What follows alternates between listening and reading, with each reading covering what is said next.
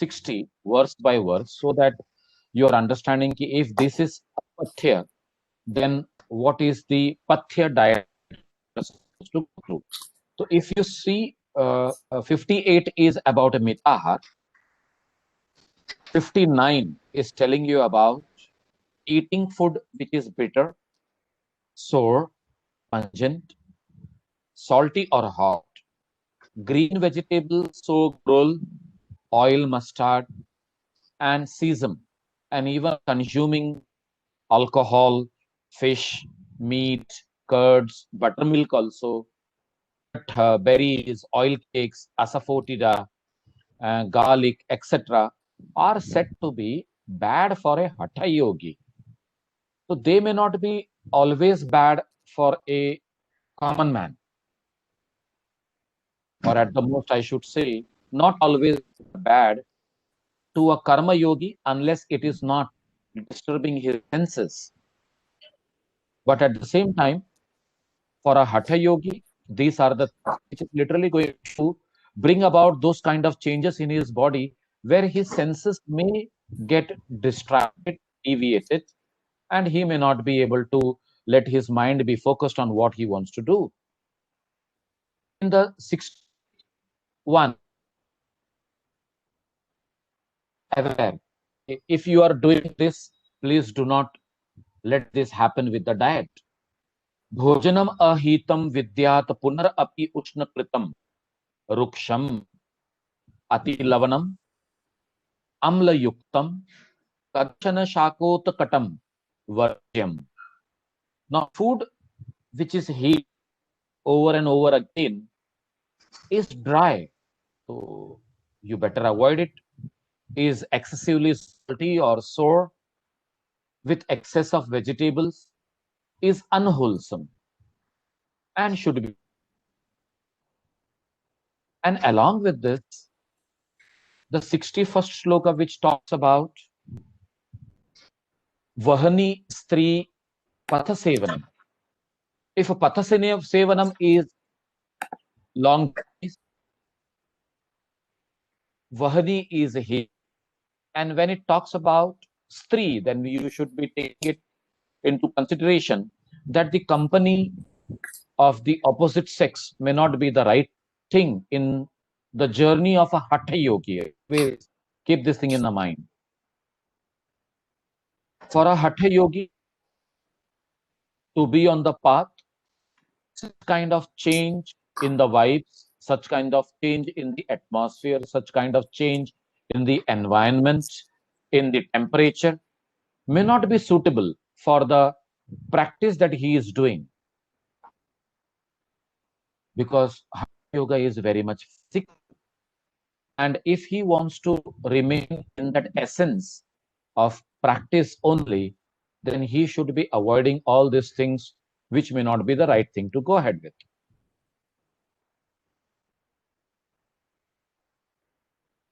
तथा ही गोरक्ष वचन,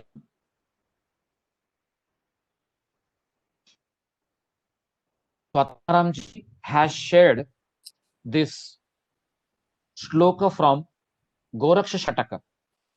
This shloka will be found in Goraksha Bani also, where it is said that Varjayet Durjan Prantam Vahani Stri Patasevanam Pratah Snan Upavas Adi Aya Klesh Vidim Tatha.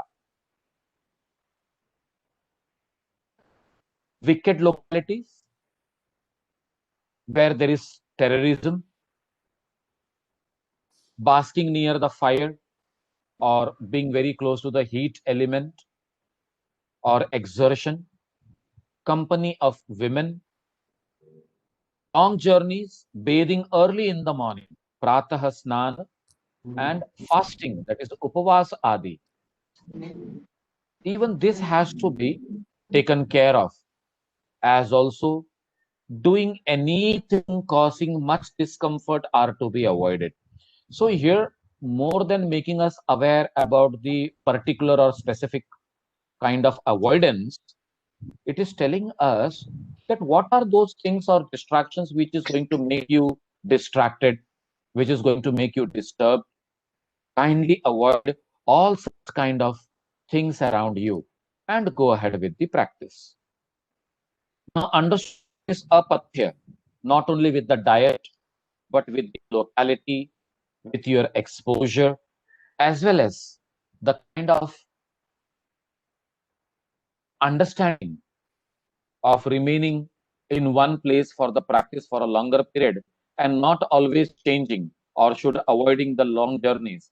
With this apatya or non-agreeable understanding related to our life is to be avoided, then how one should be accessing to the pathya, that is the agreeable kind of atmosphere, kind of food that one should go through, many more other things.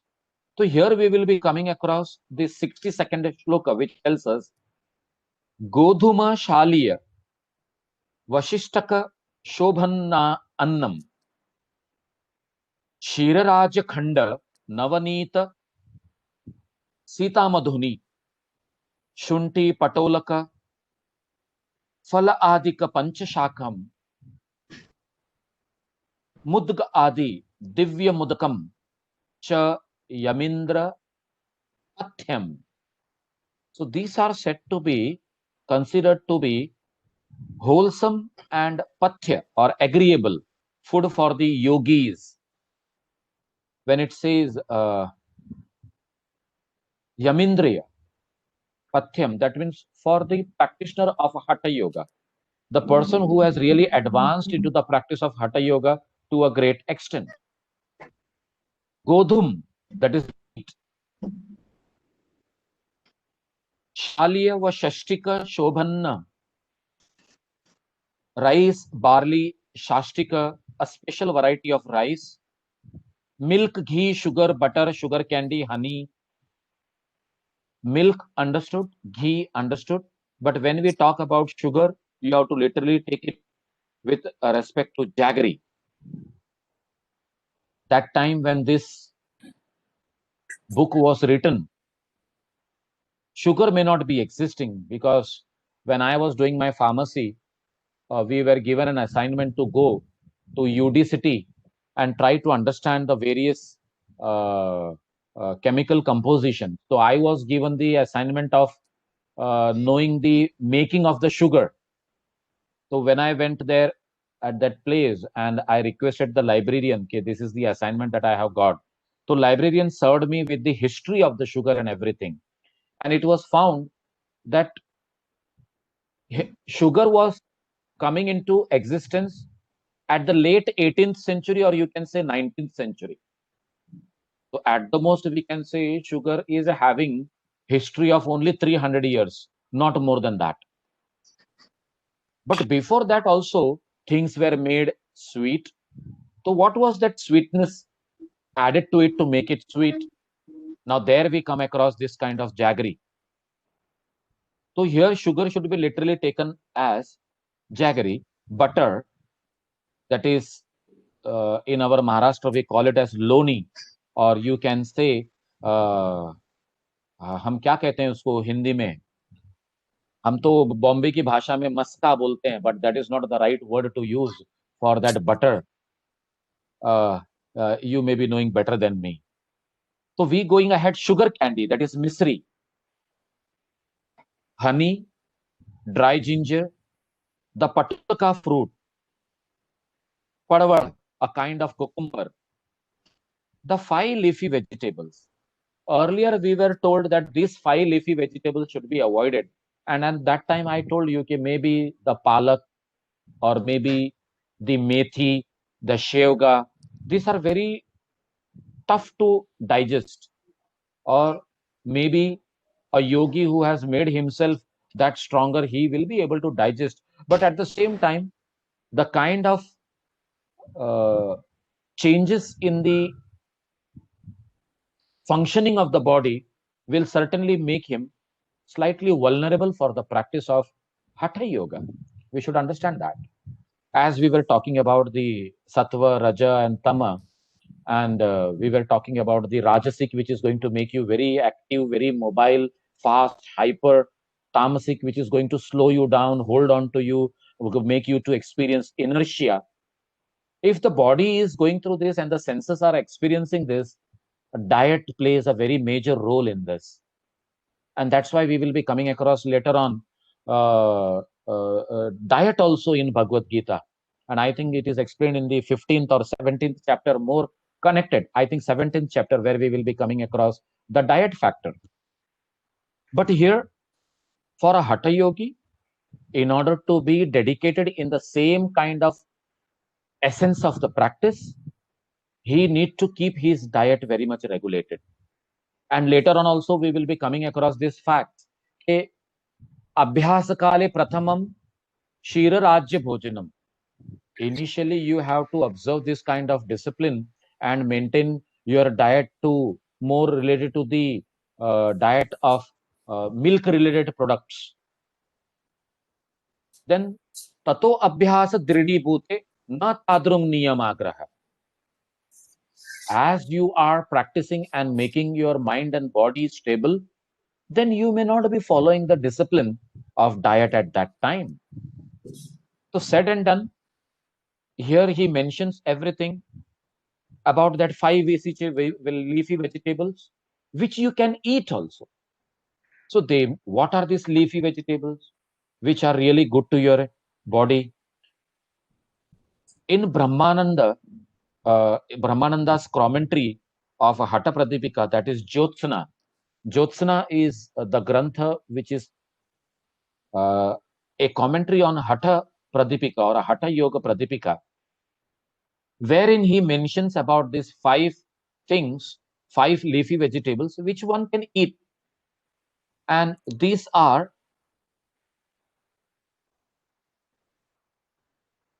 Shakham Sarvarma, Chakushyam, Shaka Panchakam. These are Jivanti, Vastu, Matsyaki, Meghanada, Punarnava. So he is making this. Now I don't know our local names for these vegetables. But Brahmanandaji has quoted this, and this is coming to us from the Ayurvedic text. He is giving references of various other Ayurvedic texts where you will be coming across this. So he says Jivanti. Now there are botanical names given here: Dendrobium macaca, Vastu, that is Xenopodium, Matsyaki, that is Alternanthera sessiles. Then there is Meghanada, that is Amaranthus spinosus, and then there is Punarnava, so Borhua diffusa. Now we don't know these botanical names, connecting it to. So maybe a botanist will be very much helpful to make us understand which are these leafy vegetables which we should eat as a Hatha Yogi very regularly. But at the same time, we have realized one thing, that is which is tough on your quota, tough on your digestive system to digest, you should avoid. Which is easily digested and you become peaceful after that is to be always involved in our diet. So the message is that if you come across the 63rd one, now here Guruji used to always say, see, we are all having different nature. As a person is also termed to be sattvic, rajasic and tamasic. But when he or she comes to Hatha Yoga, not the very strict diet which has been said. Of course, the things which are supposed to be avoided and the things which can be taken in according to the ability and capacity of that digestive system of that particular person, one should go ahead with that. But one should always keep in the mind this fact that the diet, whatever you have, they should be nourishing, push maduram, they should be very much liking to your mind, snigdham, they should be lubricated with ghee, gavyam dhatu praposhanam, they should be full of minerals and paushtik. Manobhilashitam yogyam yogi bhojanam acharet. They should be very peaceful to your mind. They should be suiting for the practice of yoga. Manobhilashitam yogyam yogi bhojanam acharet. So yogi should have that food which is suiting his type of yoga.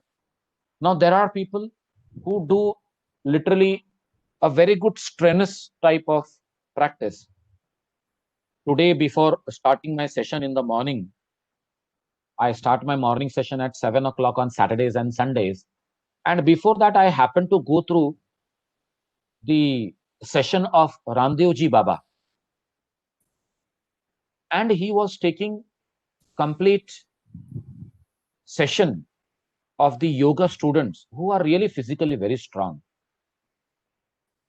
A kind of exercise, and not only simple exercise, but at the same time so strenuous exercise that even a gym person may get exhausted by doing that practice.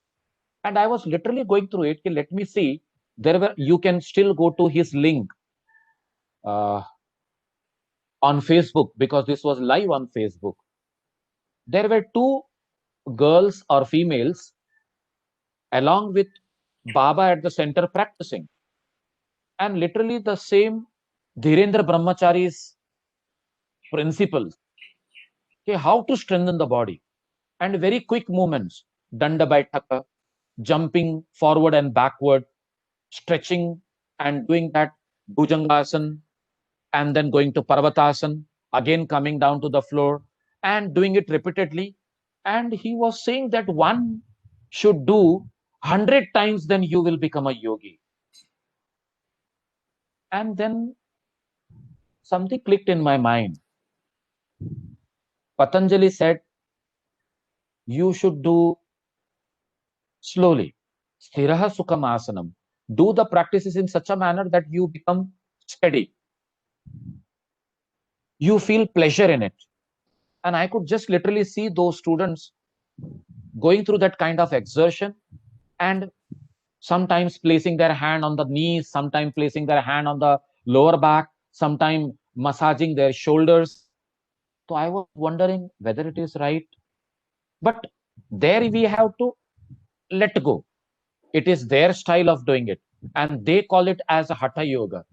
But no Hatha Yoga text, whether it is Gorakhnath's Siddha Siddhanta Paddhati, whether it is Goraksha Manjari, whether it is Goraksha Sanhita, or whether it is Goraksha Shataka, which I am really fond of, whether it is Hatha Pratipika, or whether it is Gheranda Sanhita, or whether it is Shiva Sanhita, nowhere we find this kind of involvement of physical exertion. In fact, they say practice for a longer period so that you come to that understanding. And there have been many yogis existing, and they have been telling us again and again, Yatha Shakti Nirantaram, Yogamev Abhyaset Prajne. By practicing yoga only, you are going to gain that discriminative ability of the knowledge. But how? Yatha Shakti, the kind of ability and capacity you have, and that too Nirantaram. We should not forget the sutra, the way Patanjali tells us about doing abhyasa, dirghakala, nairantarya, satkara asevito dridabhumihi.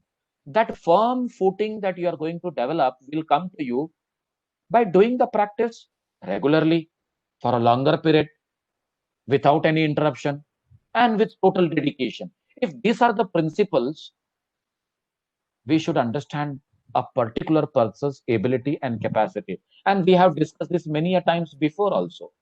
So when Guruji said, the diet also which you are going to have, always remember, one yoga practitioner should not tell the other one, okay, I am practicing and you are also practicing. We both are practicing the same asanas in the very similar way with same kind of energy exposure. Then why can't you eat that much the way I am trying to make, the way I am eating? Why can't you do that? Now, this is where we go wrong. So here it is very clearly said, just make sure, okay, whatever you eat, that is truly very much energetic, that is truly very much helping. And all these qualities of a particular diet is there in it. Ushtam, Sumadhuram, Snigdham Ghavyam Dhatu Praposhanam, Manobilashitam Yogyam Yogi Bhojanam Acharet. So yogi should eat food that is nutritious, that is sweet, which is lubricated with ghee, products of cow's milk, and nourishing food of their own choice, suitable for the practice. Now, own choice. Here, Swatmaramji has brought it very clear in front of us. You should be adhering to your own choice, which is really comfortable for your mind, or we may get disturbed. And said and done. Now, this next four shlokas are really very good for everyone in the yogic culture. I am lucky to be here with you all, where I am learning a lot. I always understand, Sabir, why can't you become very peaceful in your talk the way Asha madam speaks? Very silent, very peaceful. In her talk itself, we can experience that kind of sattva. And you are so Rajasic. The kind of way you shout in between your lectures is giving an impression that you are more adamant, rogue type of teacher. You should calm down. You should become peaceful. So I have read twice Bhagavad Gita, but somehow it has not been inculcated yet. And somewhere it is now coming slowly, slowly, peacefully, where I will be understanding I need to become peaceful. And looking at you, ma'am, really, yes, please. You're doing a good job. Thank you. Thank you very much. Thank you very much. So this need to be coming to us as a change of nature itself. And that's why these four shlokas remind me what I was trying to make you understand. Yuva, Vruddha, Ati Vruddho va, Vyadhito, Durbalopi va, Abhyasat Siddhim Apnoti, Sarva Yogeshva Tandrita. Now, whether you are young, you are old, very old, suffering from diseases, or weak. See, these are the 5 words which he is using. One is young, vruddha, ati vruddha, very old. And then says whether you are diseased or whether you are very much weak, whoever you are, if you do the practice of Hatha Yoga and if you start experiencing its effect on your body, certainly you will come across the success. Certainly you will come across the success, and you will be able to overcome all the kind of things, which is not needed in the practice of yoga. So sometimes we feel only a fit person should take admission into Hatha Yoga class. But when we read this 64th shloka, the reminder comes to us that our yoga class should be designed according to a particular type of group. We should not have everyone in the same group, young, old, diseased, and everyone in the same group. It is always better to have a particular class to same type of people, or individual teaching is better always. So here he says whether it is young or the person is old or very old or a diseased, but at the same time he should come under the teaching of Hatha Yoga according to his ability and capacity, and that will help him to overcome all the diseases, discrepancy in the body, or you can say weakness from the body. It is all going to be getting removed. And the next is again making us understand the values of Hatha Yoga. Kriya yuktasya siddhihi, only involving yourself into regular practice and being in action is what is going to bring you success. Syad kriyasya katham bhavet, if it is not there, then how come you will gain success? And the next one, na shastra pat matrena yoga siddhi prajayate. By sitting here and giving lectures on Hatha Yoga, is Sabir Bhai going to get helped with the siddhis or the success in yoga? No, not at all. So just having the understanding of the Shastra, having the understanding of the books, and just becoming, you can say, uh, intellectual speaker, but not an intellectual practitioner. So that is where the action is deprived from the observations or the learnings. And if we are not coming into that action, how it is going to lead us to success? So the first sentence, Kriya yuktasya siddhihi. Success is attained by those who practice. How can one attain success without practice? It is difficult. So success in yoga is not achieved by merely reading or doing prachar or doing only lecture on that knowledge. We need to come into that practice. Connected to this is the 66th one, which says, Na veshadharanam siddhe.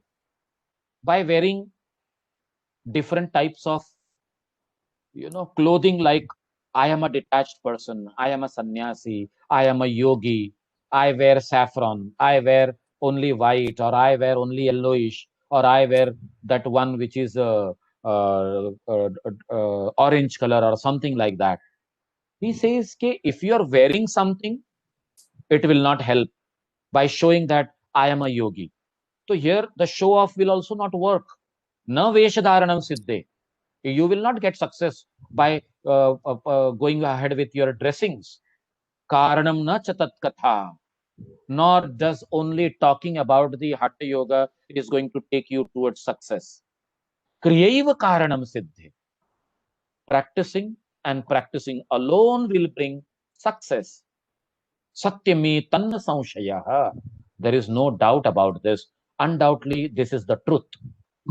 So here, after going through this understanding from that explanation of asanas, explanation of what is brahmacharya, mitahar, and tyag, explanation of going through the pathya diet as well as the other apathya ones. Along with that apathya diet, we also came across the kind of understanding with the apathya behavior and company and the locality exposure. All that we have understood. If all this is done, then only you are ready to go ahead for the further practice. Otherwise, you won't be able to gain success. And that is what the shlok number 67 is telling us. Pithani, Kumbhakaschitra, Divyani, Pranani, Sarva Anya Api, Hata Abhyase, Raj Yoga Phala Avadhi, Asanas, Pithani, various Kumbhakas, Kumbhaka, efficacious mudras, that is chitra. All these are practiced in course of hatha. Divyani karanani cha. You have to very dedicatedly, divinely getting involved into it and practicing very much.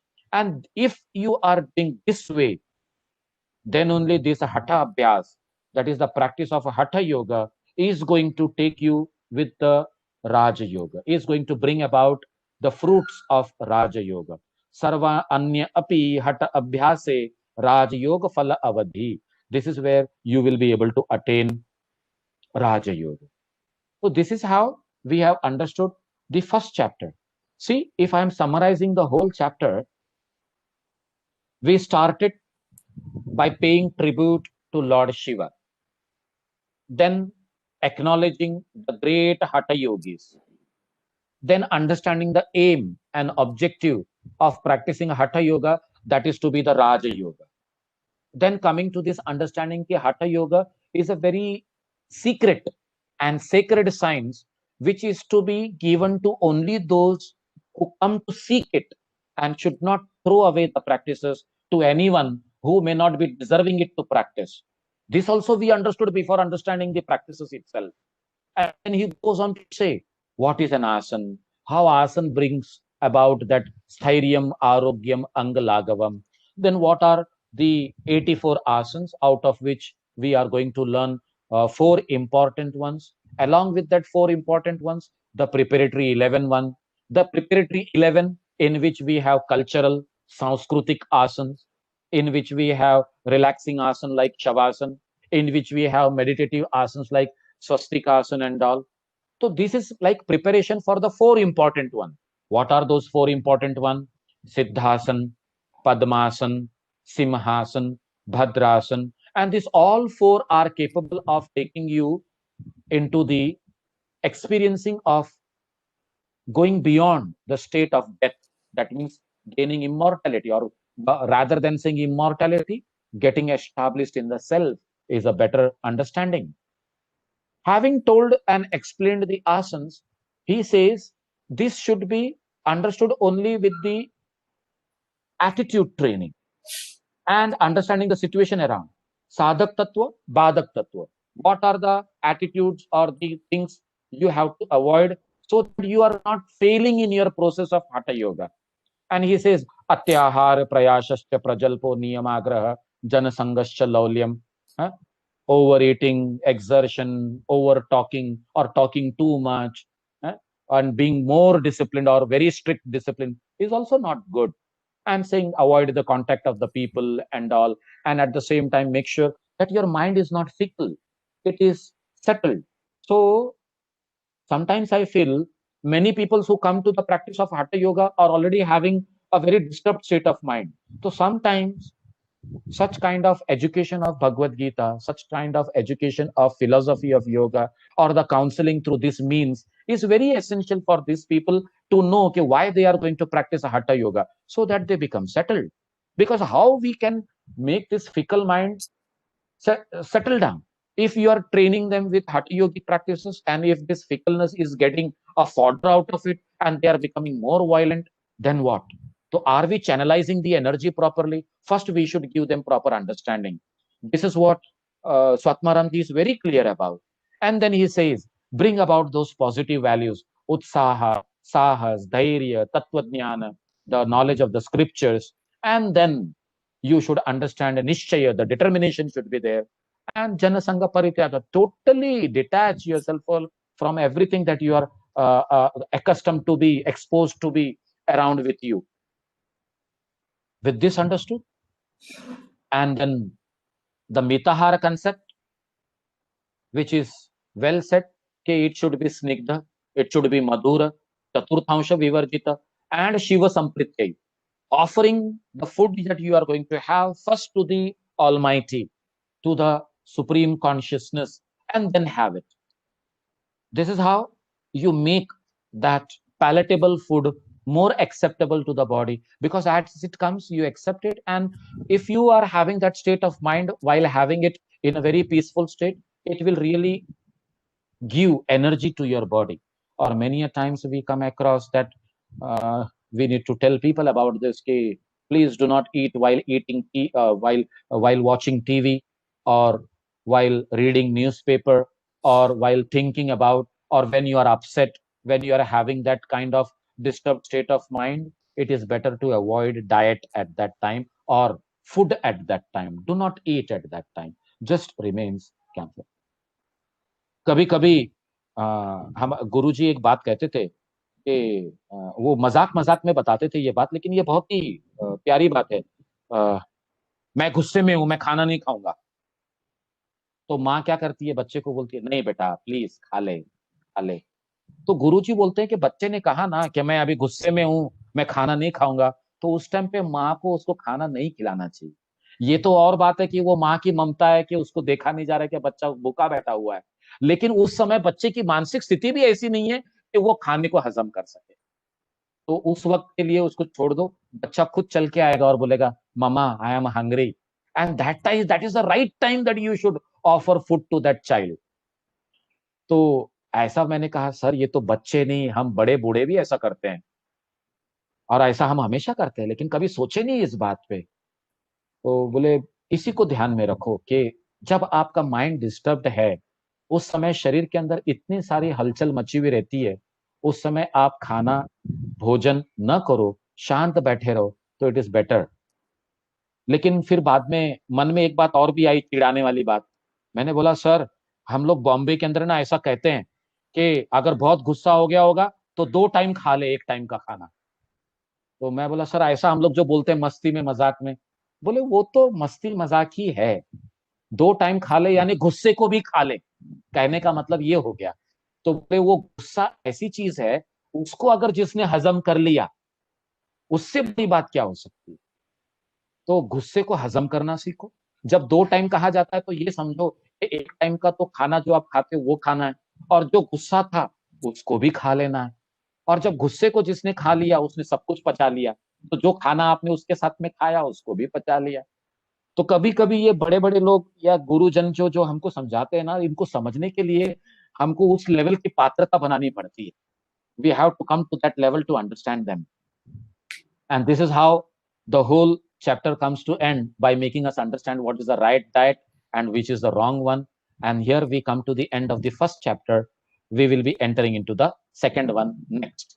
So before moving ahead and ending it completely by reading that last line, is there anything that we would like to discuss upon, everyone?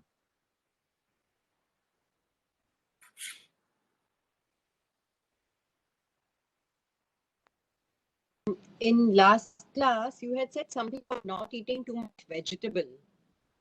Huh, huh. So that's the vegetable which are really tough to digest.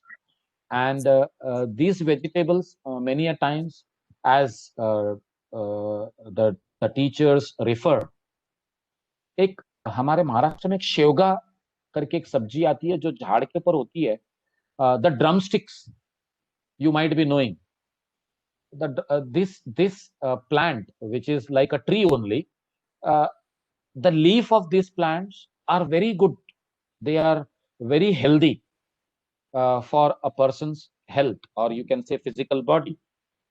But it is very difficult to digest, and only that person who is having that ability to digest it easily, even if it is very much in its raw stage, still one should be very careful about it. And Guruji used to say that a person who is practicing yoga should never eat it. I said, why, sir?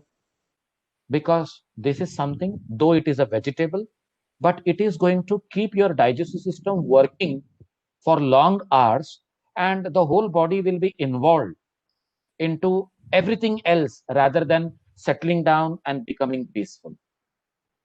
So it is better to avoid such things. Then there is one sabji which is my favorite also, that is methi.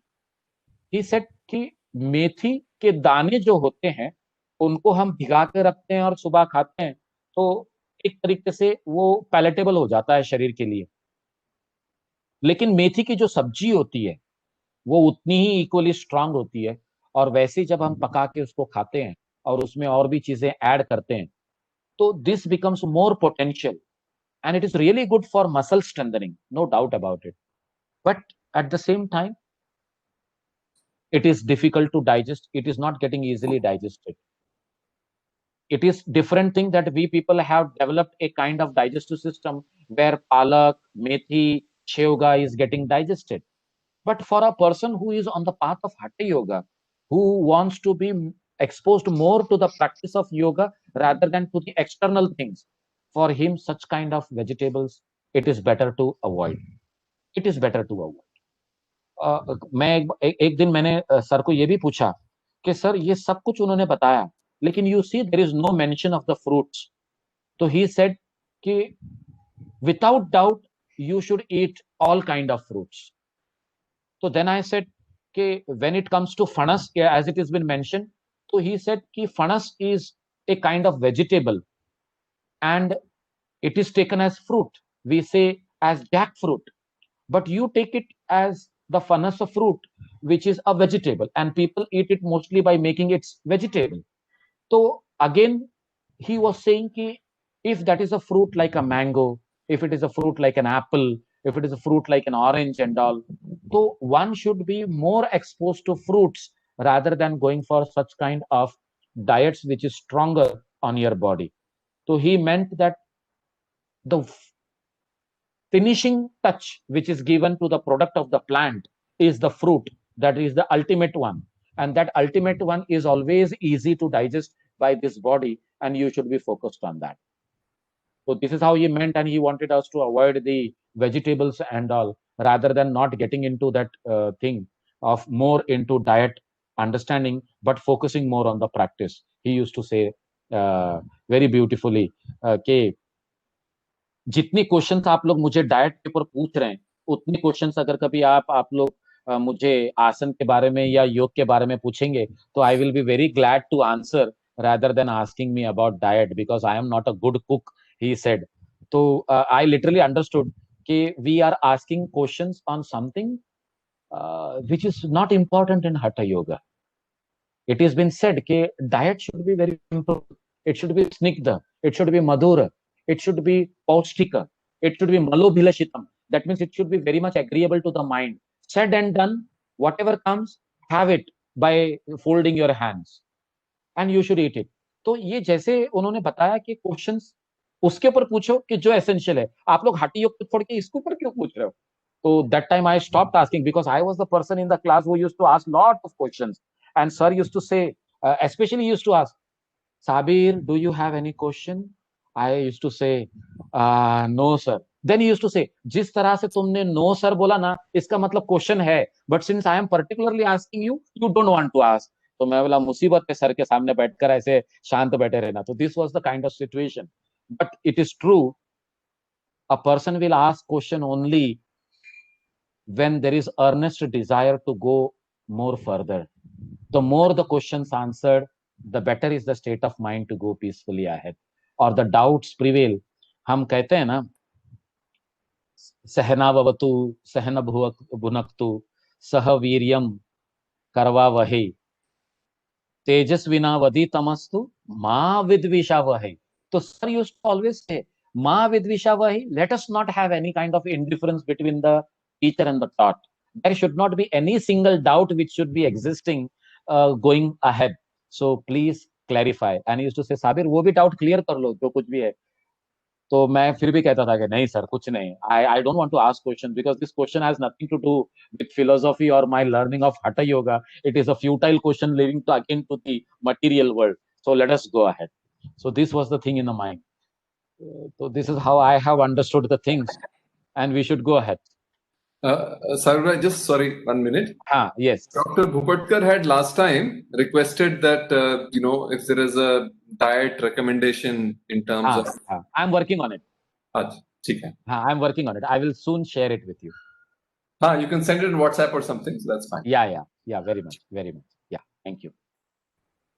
So here, any other questions, any other clarification, any other sharing, friends? Yeah. इति सहजानंद संतान चिंतामणि स्वात्माराम योगींद्रवीर चीतायाम हठ प्रतिपिकायाम आसन विधि कथनम नाम प्रथम उपदेशः.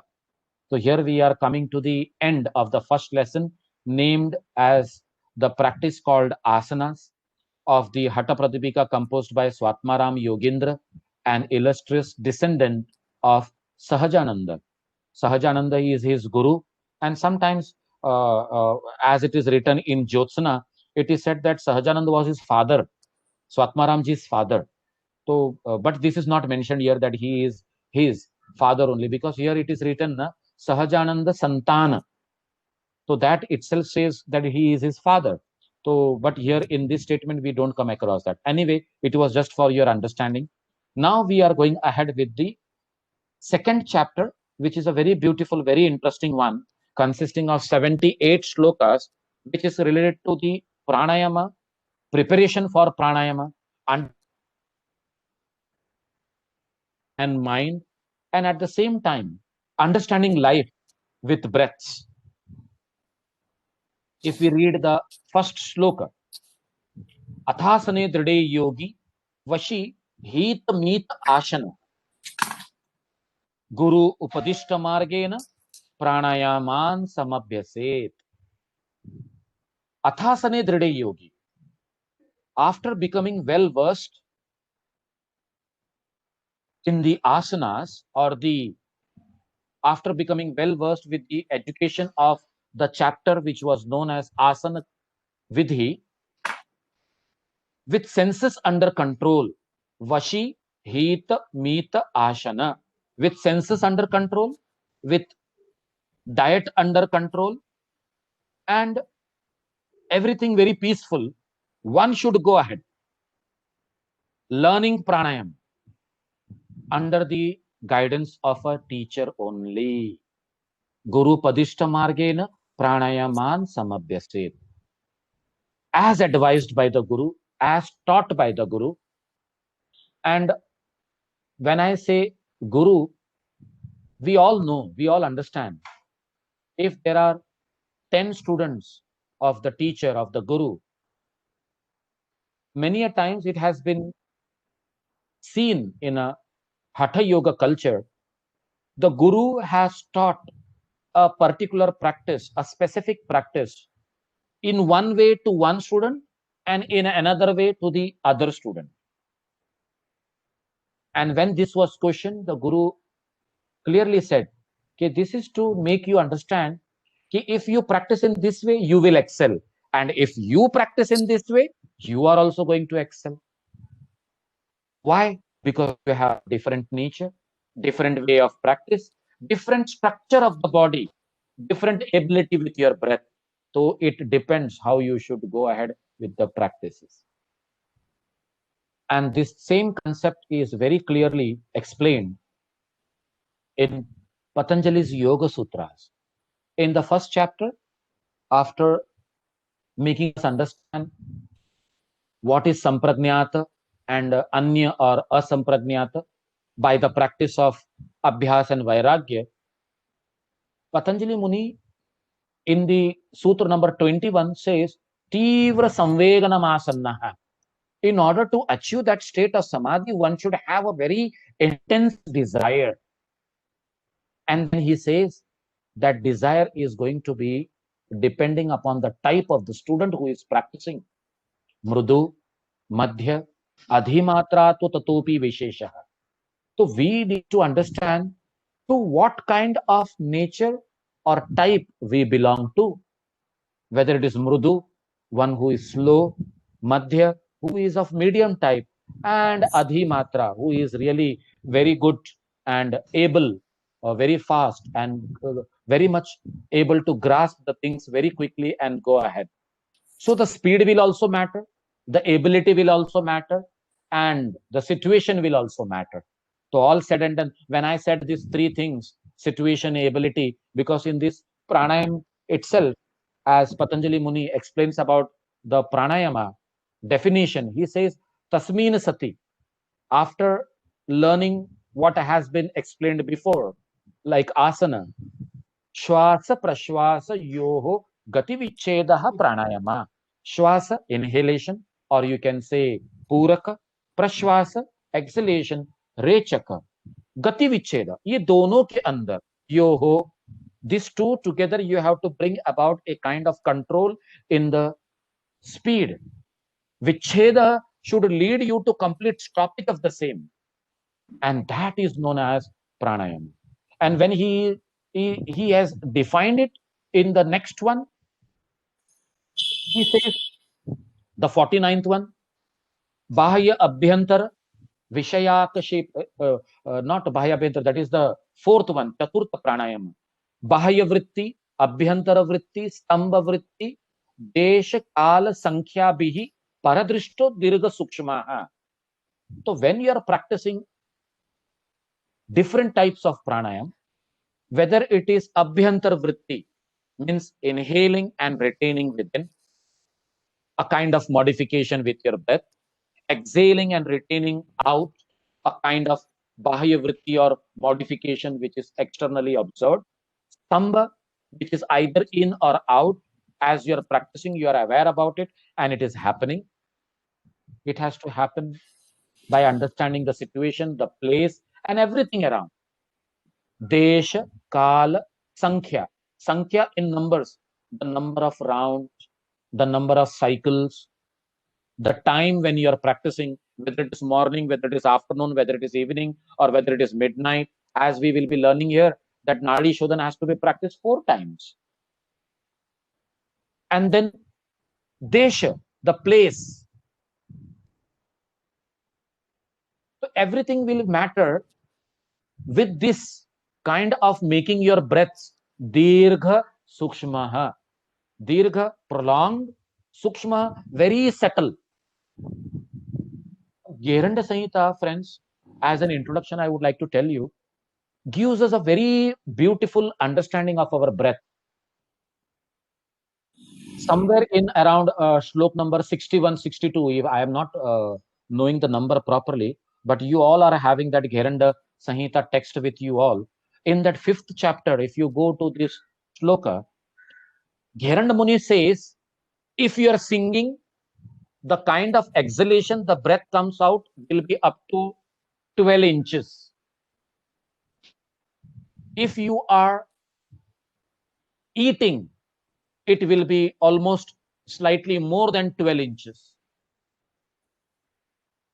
If you are doing any activity, it may be slightly more than that. And if you are just sitting peacefully and doing normal breath without doing any activity, as a normal person, it will be only up to 9 inches.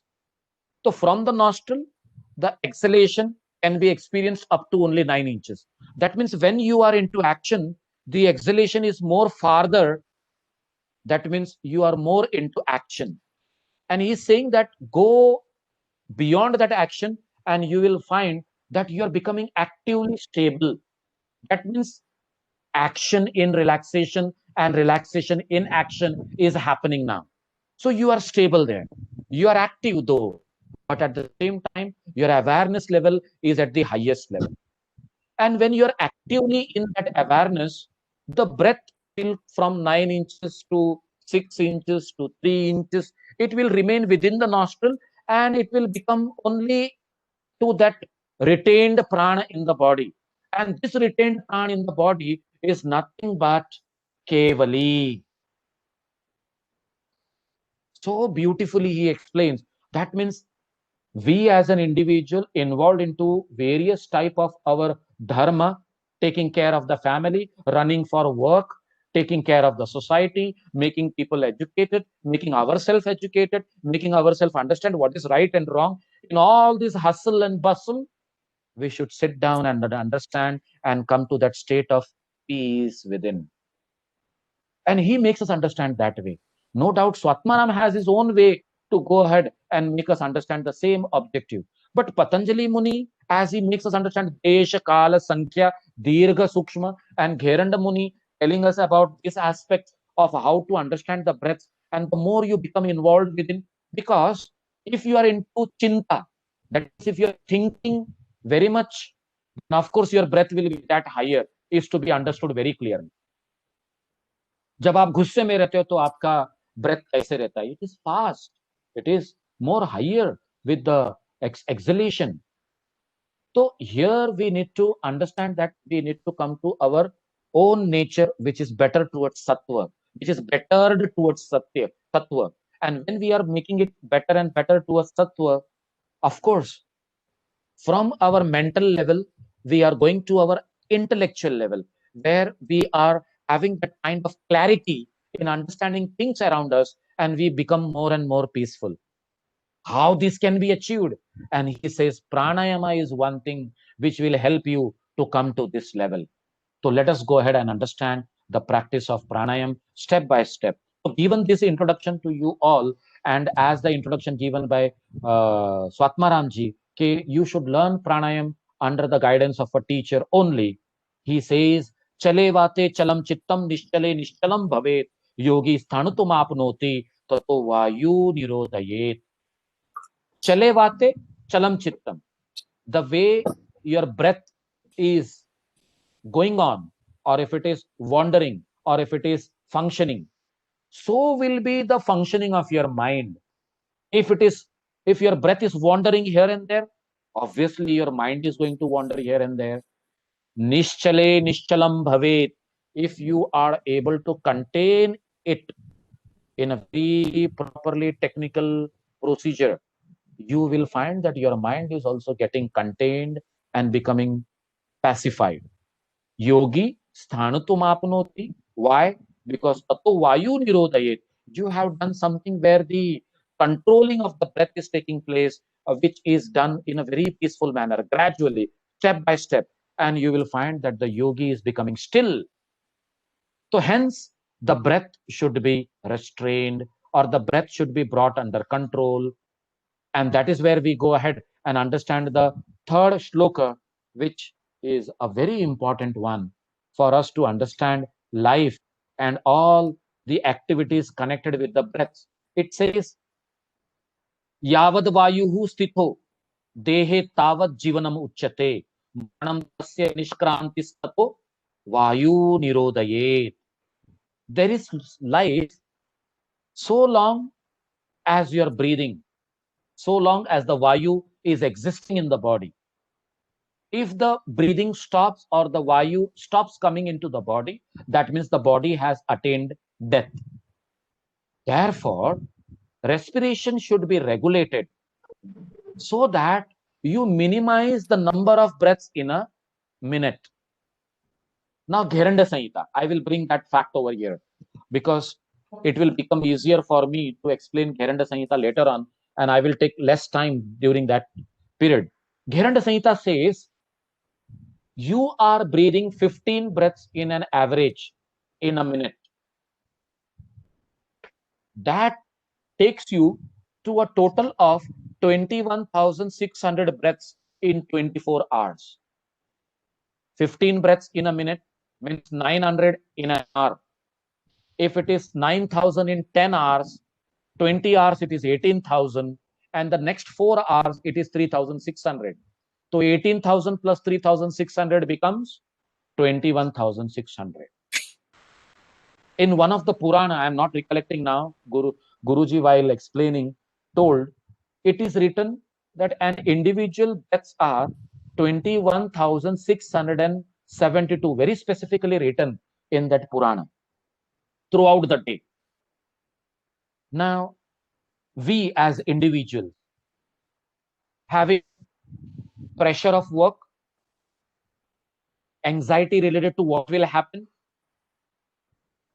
sometimes eat slightly more, so the breathing is helping that digestion to happen with some exertion. All these additions done to our life, जीवन की भागदौड़, घर गृहस्थी का आपके दिमाग पर चिंताग्रस्त होना, ये सारी चीजें क्या करती हैं?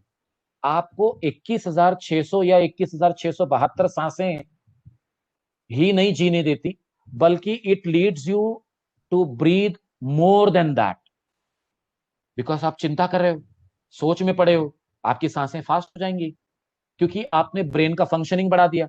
ब्रेन का फंक्शनिंग कहता है कि मुझे और अच्छी तरह से अगर कभी तुम्हारी चिंता को रूप देना है तो मुझे और ऑक्सीजन चाहिए, तो वो ऑक्सीजन के लिए रेस्पिरेटरी सिस्टम एक्टिव हो जाता है, और जब रेस्पिरेटरी सिस्टम एक्टिव हो जाता है तो रक्त का संचार करने के लिए आपका हार्ट एक्टिव हो जाता है, हार्ट के द्वारा ही तो ये ऑक्सीजन आपके ब्रेन में पहुंचता है. और इस तरह से पूरे शरीर का जो फंक्शनिंग है वो जिस नॉर्मल होम्योस्टेसिस में चलना चाहिए उससे थोड़ा ज्यादा, और ज्यादा या बहुत ज्यादा चलने लगता है. जब बहुत ज्यादा चलने लगता है तो हम बीमार हो जाते हैं, कई व्याधिग्रस्त हो जाते हैं. थोड़ा मीडियम में चलता है तो इंसान स्ट्रेस में जरूर रहता है, लेकिन बोलता है मुझे कोई स्ट्रेस नहीं है, I am a very discipline person, I live like this, I eat at proper time, I sleep at proper time, but I also think on proper time. He is going through so many tensions of doing everything on proper time. वो proper time का discipline इतना ज्यादा हो जाता है, उसके लिए उसकी सोच विचार बढ़ जाते हैं, तो जाहिर बात है उसको भी कहीं ना कहीं थोड़ा ज्यादा ही लगता होगा. और ये जो बात है हम सब में है, और आजकल तो हमने अपने आप को मल्टीटास्कर बना लिया है. साबिर भाई ड्राइविंग करते करते, स्टेयरिंग चलाते चलाते हाथ में कभी संडे के दिन बच्चों के साथ में बर्गर पकड़ लेते हैं हाथ में, तो बर्गर भी है हाथ में, स्टेयरिंग भी है हाथ में, और बाजू से कोई बहुत ज्यादा जोर से हॉर्न करके ओवरटेक करके चला गया तो उसको गुस्से से भी देखने की ताकत है इनमें. तो मतलब गुस्सा भी है, बर्गर भी है, ड्राइविंग का कंट्रोल भी है, पैर का एक्सीलेटर और गियर चेंजिंग भी चालू है. और ऐसा ड्राइविंग हम कहाँ कहाँ नहीं कर रहे हैं, घर में भी कर रहे हैं, ऑफिस में भी कर रहे हैं. हैं? अभी साबिर भाई लेक्चर लेते समय भी हाथ भी हिला रहे हैं, चेहरा भी हिला रहे हैं, बॉडी को भी हिला रहे हैं, सब कुछ चल रहा है. Isn't it something which is very tragic? Yes, somewhere we need to slow down. The more we slow down, the better it is to make that 21,600 only to happen. And if that 21,600 only is happening, that Purana says every individual will live for 100 years as per his karmic impressions. जो कर्म, संचित कर्म के आधार पर जो आप आए हुए हो, उसके हिसाब से जो आप जितने भी साल जीते हो वो आपका 100% होना चाहिए. लेकिन वो संचित कर्म के हिसाब से भी हम हमारे जिस तरह की लाइफस्टाइल जी रहे हैं, हम 100% जी नहीं रहे दोस्तों. मतलब जो 100 साल हमको जीना चाहिए, हमारी आयु जो होना चाहिए, जैसे कि कहा गया ना कि 25 साल आप ब्रह्मचर्य आश्रम, 25 साल गृहस्थ आश्रम, 25 साल वानप्रस्थ, 25 साल संन्यास आश्रम, ऐसे डिवाइड कर दिए पूरे 100 साल को। अब ये 100 साल अगर कभी 200 साल हो जाते हैं तो उसी हिसाब से आपका वो डिवीजन जो है बढ़ जाता है। लेकिन उसी हिसाब से अगर वो 100 साल घट जाते हैं तो उसी के अंदर आपकी आयु भी तो घट जाती है। इस श्लोक के अंदर स्वात्माराम जी हमें वही एक्सप्लेन करते हैं, यावद वायु स्थितो देहे तावत जीवनम उच्यते। जिस तरह से तुम अपनी सांसों के साथ व्यवहार करते हो उसी तरह से तुम्हारा जीवन काल डिसाइडेड है। मरणम तस्य निष्क्रांति सतो वायु निरोधयेत। हाँ, अगर तुमने अपने रेस्पिरेशन को बराबरली रेगुलेट किया तो जाहिर बात है आगे जाके सब स्टेबलाइज्ड हो जाएगा। 21,600 के बजाय शायद हो सकता है तुम्हारी सांसें 11,600 होने लगे। और आज साबिर भाई अगर कभी 50 साल के हो गए हैं तो आने वाले 50 साल के अंदर अगर उनकी 100 साल की आयु है तो शायद साबिर भाई और 100 साल जी ले। ऐसा भी तो हो सकता है। लेकिन साबिर भाई को उसके लिए करना क्या पड़ेगा, ये पूरे चैप्टर में बताया हुआ है कि पहले नाड़ी शोधन करो, षटकर्म का अभ्यास करो, फिर कुंभक फेस में जाओ। इस तरह से 1 मिनट में जो तुम 15 सांसें ले रहे हो वो शायद 1 मिनट में एक सांस या एक से भी कम सांस, आधी, पौना या फिर पाव, ऐसे आपका होना चाहिए। तब कहीं जाके जब आप कोई और एक्टिविटीज करते हैं ना, वो एक्टिविटीज में जो सांसें आप ले रहे हैं वो और ये प्राणायाम का प्रैक्टिस दोनों एडजस्ट होके तुम्हारी आयु जो है लंबी हो जाएगी। इस तरह से ये आयु का फैक्टर घेरंड संहिता में भी और हठ प्रदीपिका में भी, दोनों टेक्स्ट में हमारे सामने अच्छी तरह से एक्सप्लेन होता है। इसीलिए हमको ये प्राणायाम का इंपॉर्टेंस है। आप बोलेंगे, अगर कभी साबिर भाई बोलेंगे कितना तकलीफ है, हाँ मुझे हाई ब्लड प्रेशर का भी प्रॉब्लम है, कमर की भी तकलीफ है, घुटने का भी प्रॉब्लम है, कॉलेज में खेलते खेलते मैंने मेरा राइट शोल्डर डिसलोकेट कर दिया था तो आज कभी कभी वो भी ज्यादा तकलीफ देता है, इतना सब तकलीफ लेकर मैं ज्यादा क्यों जीऊं, तो मुझे प्राणायाम का प्रैक्टिस नहीं करना है।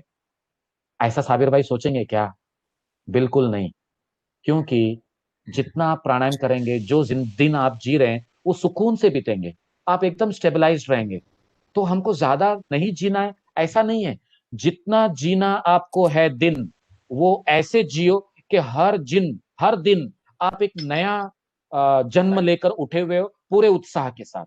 नहीं तो कई लोग कैसे जीते हैं, मर मर के जीते हैं और कहते हैं कब ये मरण आए और मुझे ईश्वर उठा ले और मैं मुक्ति पालू मेरे तकलीफ से। ऐसा जीवन भी जीने वाले लोग हैं, रोज दुआ मांगते हैं कि हे ईश्वर उठा ले, अब और तकलीफ देगा, जैसे वो दे रहा है तकलीफ, ये तो तुम्हारे कर्मों का फल है, एंजॉय करना चाहिए आपको। तो अब ये समझ लाने के लिए कहीं ना कहीं ये फिलोसॉफी की मालूमात होना, एक गुरु के मार्गदर्शन में आना, एक टीचर के साथ बैठकर सहवास रखते हुए ये सारी चीजों को समझना बहुत जरूरी है। तभी ये प्राणायाम का फैक्टर उसके समझ में आएगा। इसीलिए गुरुजी कहते थे कि साबिर, प्राणायाम कभी भी किसी को भी ऐसे ही नहीं सिखा देना। कोई आया पूछा कि मुझे प्राणायाम सीखना है तो थोड़ा ध्यान रखना। Jai Kumar, please keep yourself mute, your voice is echoing again. हाँ yes, thank you very much. तो गुरुजी कहते थे कि पहले तुम प्रैक्टिस करो, प्रैक्टिस के इफेक्ट को एक्सपीरियंस करो, उसका एहसास रखो, और वो रखते रखते धीरे धीरे जब आपको ऐसा लगे ना कि हाँ अब सारा एक्सपीरियंस जो है मुझे अनुभव हो रहा है और मैं इसको एक्सपीरियंस करते हुए आगे मेरे सक्सेस के पाथ पर जा रहा हूं, और फिर तुमको ऐसा लगे कि कोई ऐसा आदत है जो इस प्राणायाम की विद्या को पाने के लायक है, उसी को सिखाना। नहीं तो कम से कम 3 साल तक ये देखना कि वो साधक तुम्हारे गाइडेंस के अंडर में जो है रेगुलर प्रैक्टिस कर रहा है। साधक जो है 3 साल तक नाड़ी शोधन कर रहा है, और नाड़ी शोधन कैसे, षटकर्म और नाड़ी शोधन प्राणायाम का अभ्यास करते हुए 3 साल तक। क्योंकि हमारे लेवल पे हमने, जैसे स्वात्माराम जी ने बुक में बताया है, आगे आप पढ़ेंगे नाड़ी शोधन तो हमें पता चलने वाला है। स्वात्माराम जी कहते हैं कि इस तरह से 3 महीने अगर कभी नाड़ी शोधन का आपने प्रैक्टिस किया, जो हम अनुलोम विलोम कहते हैं कुंभक के साथ में, तो 3 महीने में तुम्हारी शरीर की 72,000 नाड़ियां शुद्ध हो जाएंगी। अब वो 3 महीने के लिए वो कहते हैं सुबह, दोपहर, शाम, रात्रि 80-80 साइकिल हमको करना है। और ऐसा करने के लिए जो प्रिपरेशन चाहिए, क्या तुमने वो पाया है? हमने तो नहीं। तो वो 3 महीने में तो होगा नहीं। तो भले दिन में एक टाइम कर रहे हो, तो at least you take it for granted कि 3 years are required so that you prepare nicely and then go ahead for that beautiful experience of yogic success. So this is how we need to understand life, breath, mind, body, breath connection, so that we keep that thing in our mind and then go on understanding the further shlokas, which is going to tell us how to remove the mala, the toxins which are there in our nadis, which should be removed, and we should go ahead for the practice. It is 11:39:40. I would like to stop here so that we can have nice 5 to 6 minutes of discussion, and then from the next class onwards we will come across the Nadi Shodhan, which is from 4 going to lead us up to 11 number. Then it gives us the result. Okay, when you are practicing Nadi Shodhan in this manner, the one who practices it at the lower level will enjoy sweating. That means the sweating will come, which is a good sign. The one who is practicing to the medium level, he will experience the kampan,